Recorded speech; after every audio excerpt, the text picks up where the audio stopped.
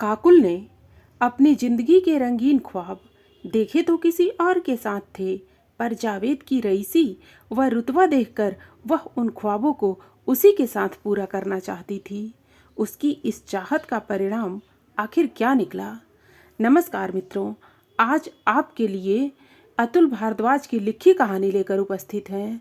आज की कहानी है वे ख्वाब हमारे थे। मित्रों, Charles de Gaulle airport, Paris का अंतर्राष्ट्रीय हवाई अड्डा। चारों तरफ चहल पहल, शोर शराबा, विभिन्न परिधानों में सजी संवरी युवतियां, तरह तरह के इत्रों से महकता वातावरण। काकुल पेरिस छोड़कर हमेशा हमेशा के लिए अपने शहर इस्लामाबाद वापस जा रही थी, लेकिन अपने देश, अपने शहर, अपने घर जाने की कोई खुशी उसके चेहरे पर नहीं थी। चुपचाप गुमसुम अपने में सिमटी मेरे किसी सवाल से बचती हुई सी, पर मैं तो कुछ पूछना ही नहीं चाहता था। शायद माहौल ही इसकी इजाज़त नहीं दे रहा था। हाँ, काकुल से थोड़ा ऊंचा उठकर उसे सांत्वना देना चाहता था। शायद उसका अपराध बोध कुछ कम हो, पर मैं ऐसा न कर पाया। बस ऐसा लगा कि दोनों तरफ भावनाओं का समुद्र अपने आरोह पर है। हम दोनों ही कमजोर बांधों से उसे रोकने की कोशिश कर रहे थे।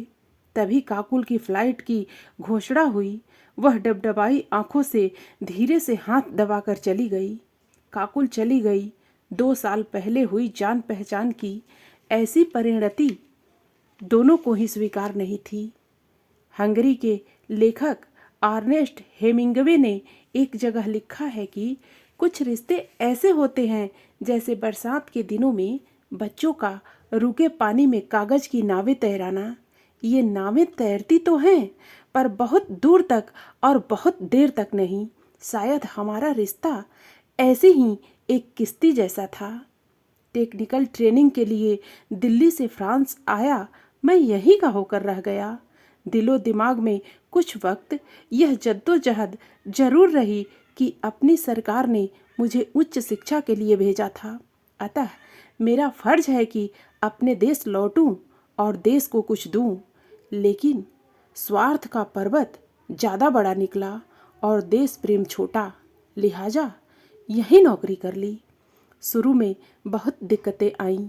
अपने को सर्वश्रेष्ठ समझने वाले फ्रेंच समुदाय में किसी का भी टिकना बहुत कठिन है। बस एक जिद थी, एक दीवानगी थी कि इसी समुदाय में अपना लोहा मनवाना है। जैसा लोकप्रिय मैं अपनी जनकपुरी में था, वैसा ही कुछ यहाँ भी होना चाहिए। पहली बात यह समझ आई कि अंग्रेजी से फ्रेंच समुदाय वैसे ही भड़कता है जैसे लाल रंग से सांड। सो फ्रेंच भाषा पर मेहनत शुरू की। फ्रेंच समुदाय में अपनी भाषा, अपने देश, अपने भोजन व सुंदरता के लिए ऐसी शिद्दत से चाहत है कि अगर आप अंग्रेजी में किसी से पता भी पूछेंगे तो जवाब यही मिलेगा, फ्रांस में हो तो फ्रेंच बोलो। पेरिस की तेज रफ्तार जिंदगी को किसी लेखक ने केवल 3 शब्दों में कहा है, काम करना, सोना, यात्रा करना। यह बात पहले सुनी थी, यकीन यही देख कर आया। मैं कुछ कुछ इसी जिंदगी के सांचे में ढल रहा था। तभी काकुल मिली। काकुल से मिलना भी बस ऐसे था जैसे यूं ही कोई मिल गया था सरेराह चलते चलते। हुआ ऐसा कि मैं एक रेस्तरां में बैठा स्कॉच पी रहा था और धीमे स्वर में गुलाम अली की गज़ल चुपके चुपके रात दिन गुनगुना रहा था। स्कॉच के 3 गिलास खाली हुए और मेरा गुनगुनाना गाने में तब्दील हो गया। मेज पर उंगलियां भी तबले की थाप देने लगीं। पूरा आलाप लेकर जैसे ही मैं दोपहर की धूप में तक पहुंचा, अचानक एक लड़की मेरे सामने आकर झटके से बैठी और पूछा, बू जेत पाकी? No, I am Indian. मेरे स्वाभिमान को यह गंवारा न था कि कोई मुझे पाकिस्तानी समझे। आप बहुत अच्छा गाते हैं, पर इस रेस्तरां को अपना बाथरूम तो मत समझिए। ओह, माफ़ कीजिएगा, मैं बुरी तरह झेप गया। काकुल से दोस्ती हो गई। रोज मिलने जुलने का सिलसिला शुरू हुआ। वह इस्लामाबाद पाकिस्तान से थी। पिताजी का अपना व्यापार था। जब उन्होंने काकुल की अम्मी को तलाक दे दिया तो वह नाराज होकर पेरिस में अपनी आंटी के पास आ गईं और तब से यहीं थीं। वह एक होटल में रिसेप्शनिस्ट का काम देखती थी। ज़्यादातर सप्ताहांत में काकुल के साथ ही बिताने लगा। वह बहुत से सवाल पूछती, जैसे आप जिंदगी के बारे में क्या सोचते हैं? हम बचपन में सांप सीढ़ी खेल खेलते थे। मेरे ख्याल में जिंदगी भी बिल्कुल वैसी है, कहाँ सीढ़ी है और कहाँ सांप। यही इस जीवन का रहस्य है और यही रोमांच है। मैंने अपना फलसफा बताया। आपके इस खेल में मैं क्या हूँ, सांप या सीढ़ी? बड़ी सादगी से काकुल ने पूछा। मैंने कहा ना, यही तो रहस्य है। मैंने लोगों को योग सिखाना शुरू किया। यह एक नया प्रयोग था। मेरे विचार से इस भाग दौड़ वाली जिंदगी में मानसिक शांति कहीं खो गई है। योग से लोगों को मानसिक शांति मिलने लगी, एकाग्रता बढ़ने लगी, मुझे यश मिलना शुरू हुआ। मैं ज़्यादा व्यस्त होता गया। काकुल से मिलना बस सप्ताहांत पर ही हो पाता था। कम मिलने की वजह से हम आपस में ज़्यादा नज़दीक हुए। एक इतवार को स्टीमर पर सैर करते हुए काकुल ने कहा, मैं आपको आईएल कहा करूं?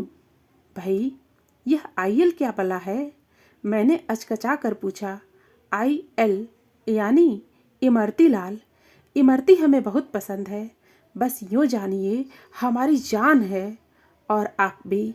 सांझ के आकाश की सारी लालिमा काकुल के कपोलों में समा गई थी।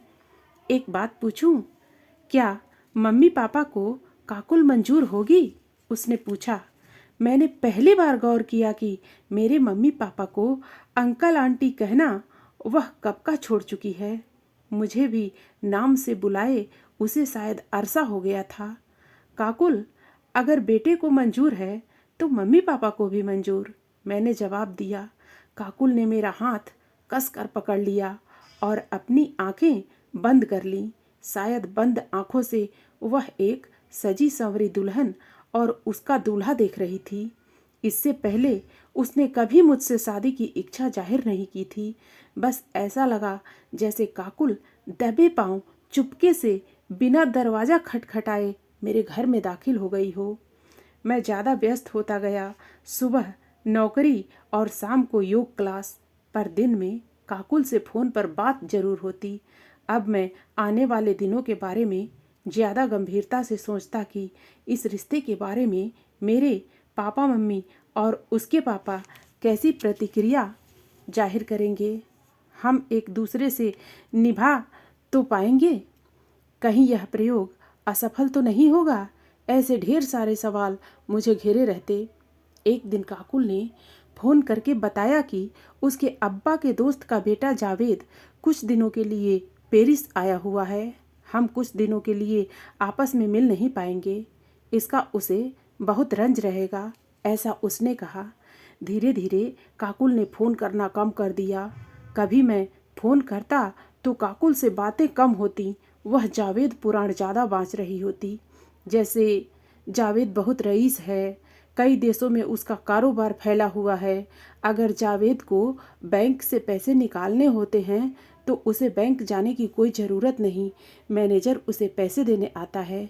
उसकी सेक्रेटरी बहुत खूबसूरत है। उसका इस्लामाबाद में खूब रसूख है। कई सियासी पार्टियों को चंदा देता है। जावेद का जिससे भी निकाह होगा वह बहुत खुशनसीब होगी। मुझे बहुत हैरानी हुई। काकुल को जावेद के रंग में रंगी देखकर मैंने भी फ़ोन करने बंद कर दिए। जैसे बर्फ़ का टुकड़ा धीरे धीरे पिघलकर पानी में तब्दील हो जाता है, उसी तरह मेरा और काकुल का रिश्ता भी धीरे धीरे अपनी गर्मी खो चुका था।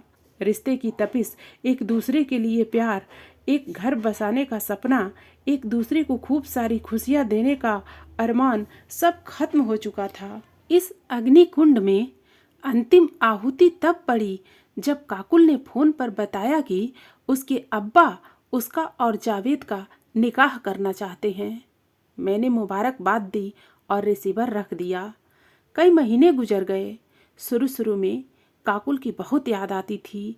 फिर धीरे धीरे उसके बिना रहने की आदत पड़ गई।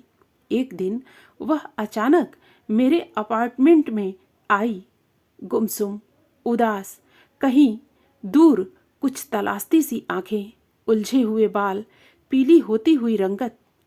मैं कहीं और देखता तो शायद पहचान न पाता।